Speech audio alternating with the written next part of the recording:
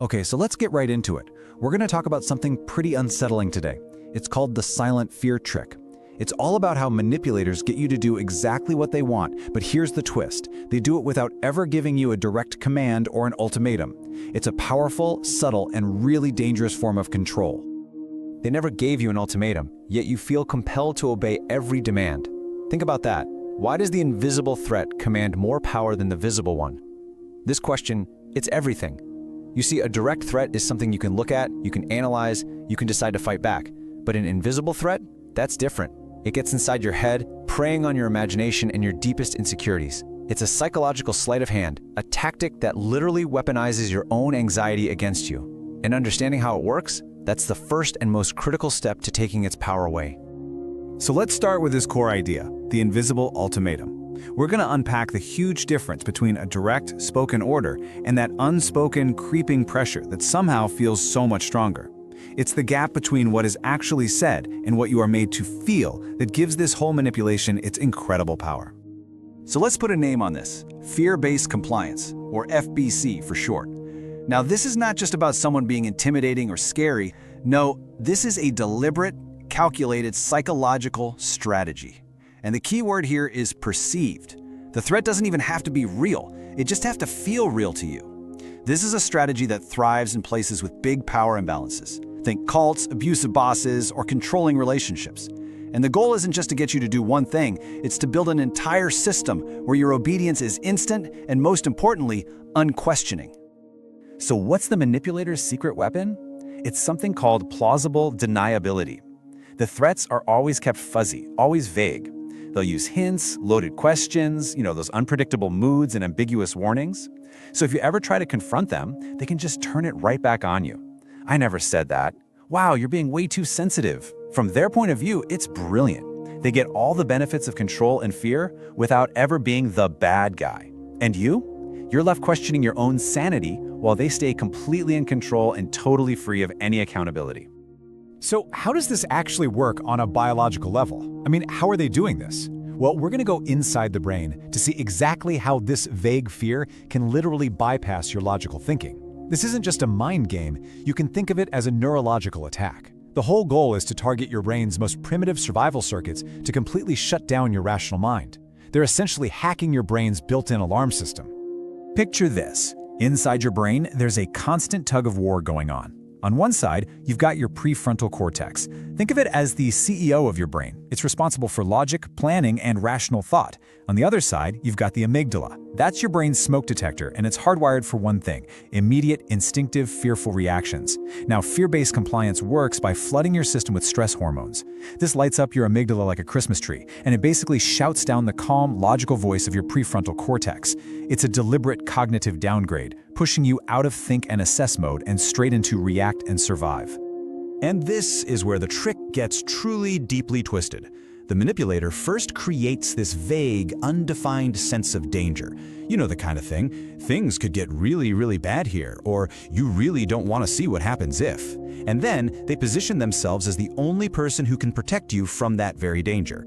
They're the arsonist and the firefighter all rolled into one. By doing what they want, you get a little hit of relief, a brief feeling of safety, a reduction in the anxiety that they created. And this creates this incredibly powerful dependent bond, where you start to see them not as the source of your fear, but as your only salvation from it. So this brings us to the engine that drives this entire system, the anxiety obedience loop. Now, this isn't just a random series of bad moments. It's a systematic, repeatable neurological pattern. It's a machine designed for one purpose: to lock you into a cycle of submission. And understanding how this loop works is absolutely the key to breaking it. The whole process kicks off by creating a state of what's called chronic hypervigilance. Just imagine constantly scanning every room for threats, never ever being able to fully relax. That's what this feels like. The manipulator's unpredictable moods, those sudden silences, the vague warnings, all of it keeps your nervous system cranked up to 11. You're always on edge, always waiting for the other shoe to drop, constantly trying to guess what you need to do to prevent the next bad thing from happening.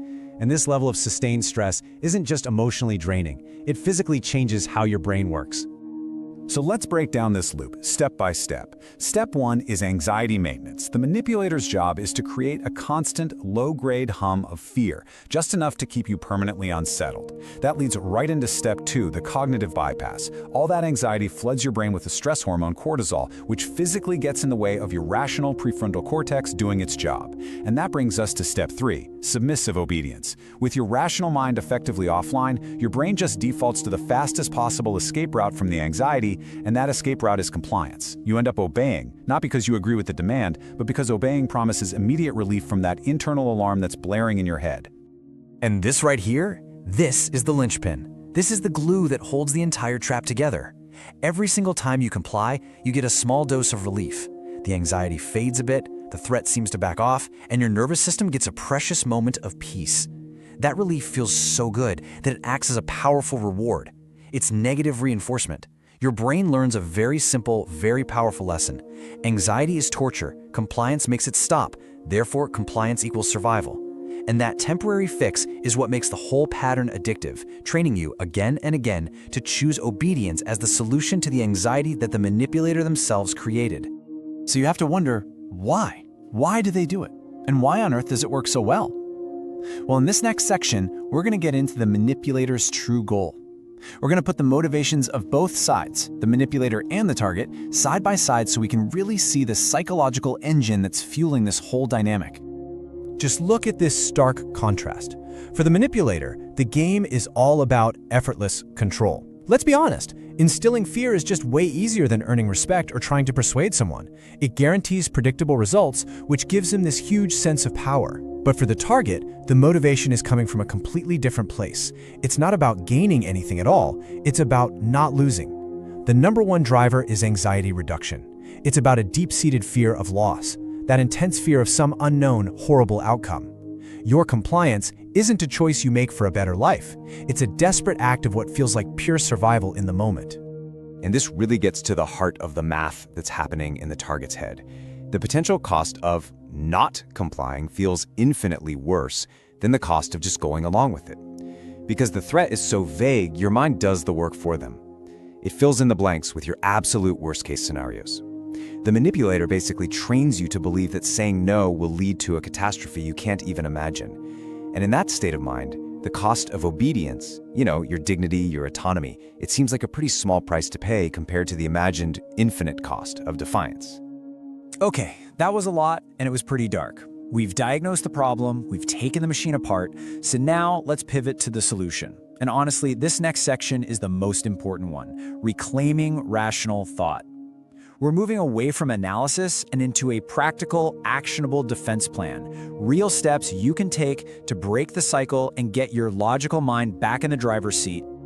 So how do you actually do it? When you're in that moment and it feels like your anxiety is completely in control, how do you break the cycle and re-engage your rational brain? Well, the answer isn't to try and fight the fear head-on. It's to change the conditions that allow the fear to take over in the first place. It's all about taking back the cognitive high ground. So here are 3 critical countermeasures for your toolkit. Step 1, name the threat. This is all about demanding specifics. When you get one of those vague warnings, you have to ask direct questions. What exactly are you afraid will happen if I don't do this? Can you please explain the precise outcome you're trying to avoid? This forces that invisible threat out into the open. Step 2, implement the 24-hour delay. This is a brilliant, non-confrontational way to break the urgency of the demand. Just say, I need to think about that. I'll get back to you tomorrow. That simple act creates space, it gives your cortisol levels time to drop, and allows your prefrontal cortex to come back online. And finally, step 3, conduct external reality testing. Talk to someone you trust, someone objective. Explain the situation, the threat you're feeling. An outside perspective is priceless for figuring out if the danger is real or if it's being manufactured to control you. You see, all 3 of these steps have one single fundamental purpose: to drag that shadowy, covert threat out into the clear, accessible light of day. Vague fear can only survive in darkness and ambiguity. The second a threat can be seen and named and analyzed, it loses all of its mysterious power. It stops being an overwhelming feeling you have to obey and becomes just a problem to be solved. You are taking back control of the narrative. All right, we're at our final section. breaking the silent spell. This is where we tie everything together to give you that one final, powerful takeaway, the core idea that can lead to lasting empowerment in your own mental freedom. So let's recap this whole thing one last time. The silent fear trick works by first creating that state of chronic hypervigilance. It's a state that leverages your own powerful imagination against you. The manipulator just plants a tiny seed of vague dread and then stands back and lets your own mind grow it into a terrifying, overwhelming fear. That constant state of anxiety then triggers the whole pattern we talked about. A cognitive bypass shuts down your rational mind, and that forces you into submissive obedience. You comply not out of belief, but as a desperate move to get that temporary hit of relief from the anxiety. It is a perfectly designed, neurologically reinforced loop built for control. But here's the beautiful thing. Awareness breaks the spell. Just knowing how the trick works is half the battle. By consciously choosing to demand specificity, you expose the vagueness that the whole manipulation depends on. And by using the 24-hour delay, you create the time and space your rational mind needs to reboot and interrupt the pattern. And that brings us to the single most powerful idea to take away from all of this. The next time you feel that immense, crushing pressure to comply, remember this: you are not obeying the manipulator. You're not bowing to their logic or their authority. The only thing you are truly obeying is your own impulse to escape your own anxiety, an anxiety that they have skillfully created. And just recognizing that fact, well, that's the key to your freedom. It completely reframes the entire struggle. It's no longer you against them. It's you against a conditioned impulse. And that is a battle you absolutely have the power to win. By understanding this mechanism and by using these tools, you can separate their agenda from your own feelings. You can reclaim your rational mind from the impulse to obey.